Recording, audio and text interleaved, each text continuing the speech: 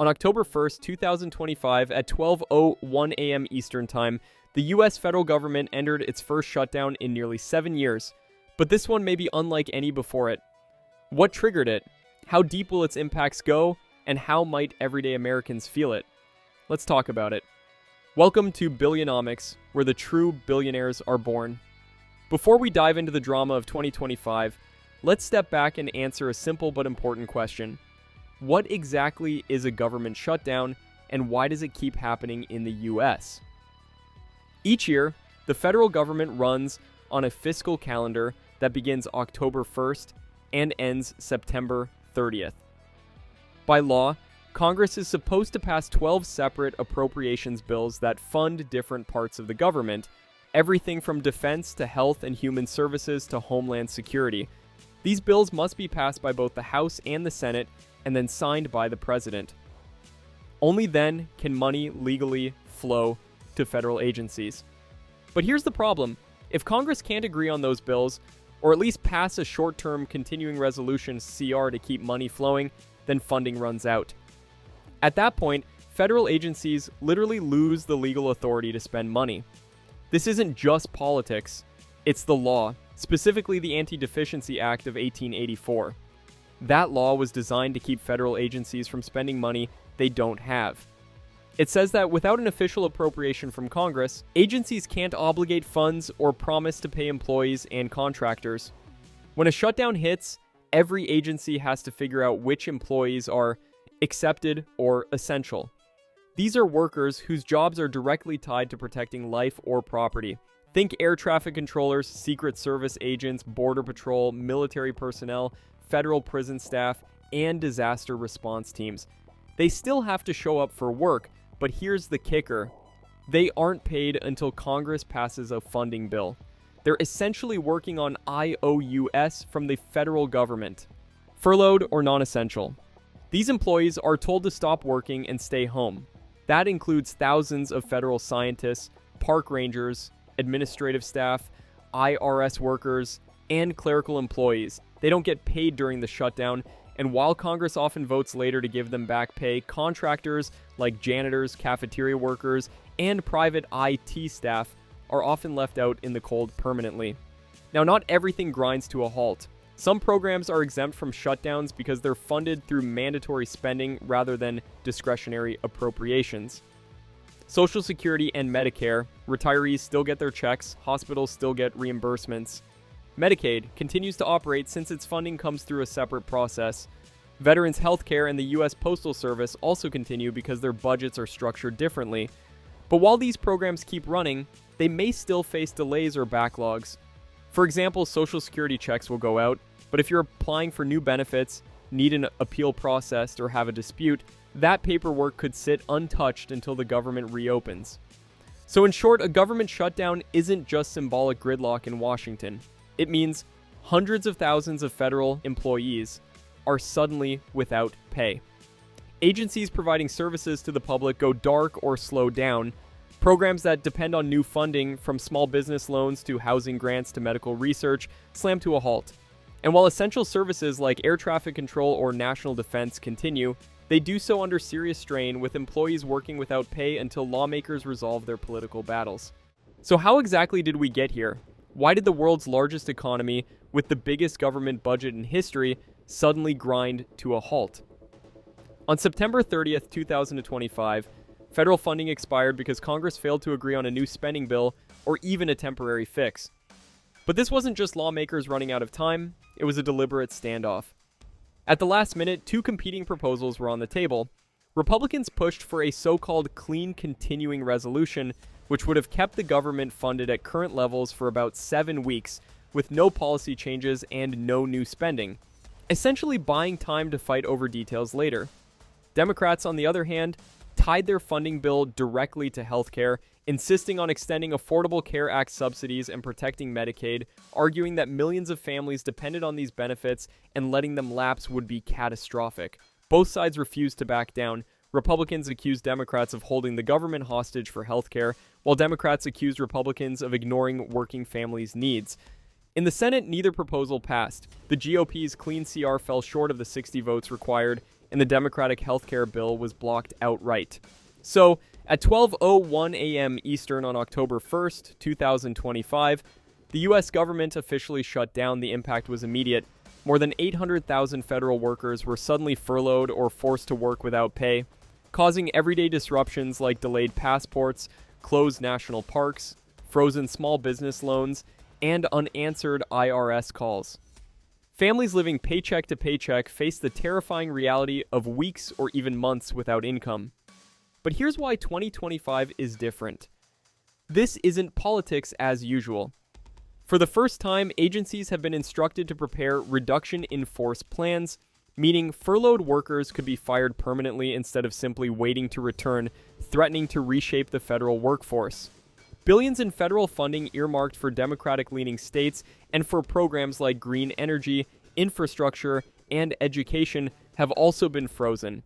A movie critics call the weaponization of the shutdown, and supporters defend as eliminating wasteful spending.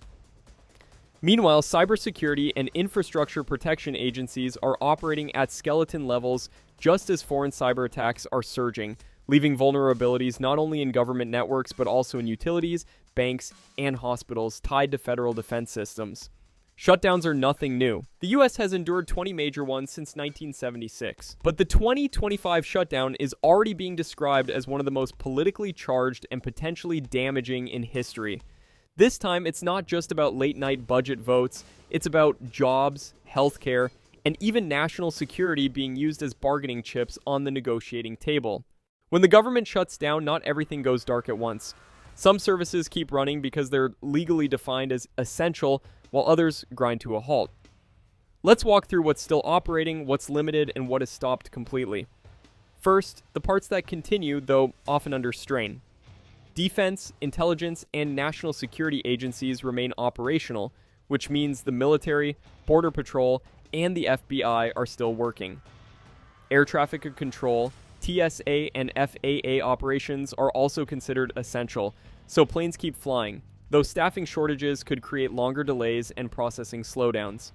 Programs like Medicare, Medicaid, and Social Security are funded through mandatory spending, so benefits still flow to recipients.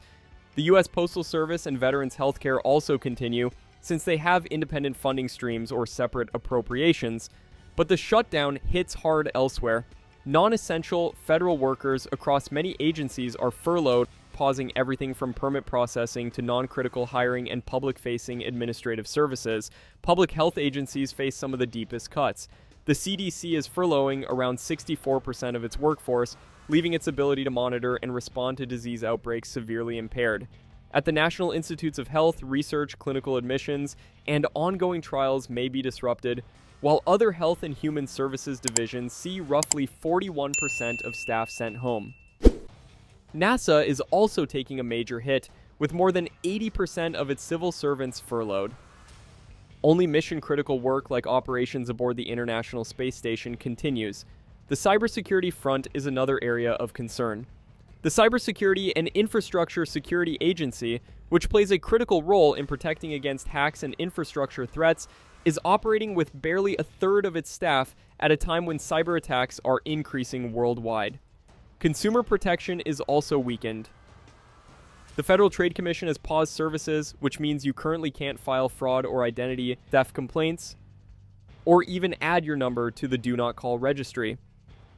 National parks and public lands are either closed entirely or left open, but with extremely limited staff, reducing ranger presence and safety oversight. Other disruptions spread more quietly but are no less significant. Federal grant programs, scientific research funding, contract awards, and infrastructure permits are delayed or frozen. Even the regular release of economic data, like jobs reports or inflation updates, is on hold, leaving policymakers, businesses, and investors flying blind. It's worth noting that even services technically still running are not immune from strain. With fewer staff and delayed resources, efficiency drops everywhere. Some agencies may lean on leftover funds to keep operations alive temporarily, but that's a short-term patch at best. And unlike prior shutdowns, this one comes with a new wrinkle. The administration has deliberately frozen certain funds aimed at Democratic-leaning states and programs, layering in political punishment on top of the usual shutdown consequences. The 2025 government shutdown is hitting harder than past ones. Over 800,000 federal workers, from TSA agents to IRS staff, are furloughed or working without pay, putting families under severe financial strain. Small businesses, farmers, travelers, and major industries face delays, while agencies like the CDC, NIH, and NASA are forced to scale back critical operations, threatening public health, research, and space missions. Cybersecurity is also weakened, increasing vulnerability to attacks. Economically, the pause in key reports leaves investors and policymakers in the dark, slowing business activity and shaking consumer confidence. Unlike previous shutdowns, selective funding freezes target certain programs and states, adding a new layer of political weaponization. This isn't just a temporary inconvenience, it's a serious blow to families, the economy, and national security, with potential long-term consequences depending on how long the shutdown lasts. Government shutdowns aren't new, but the 2025 shutdown is different. Unlike past shutdowns, this one could permanently reshape the federal workforce, as agencies are preparing reduction in force plans that may lay off furloughed employees.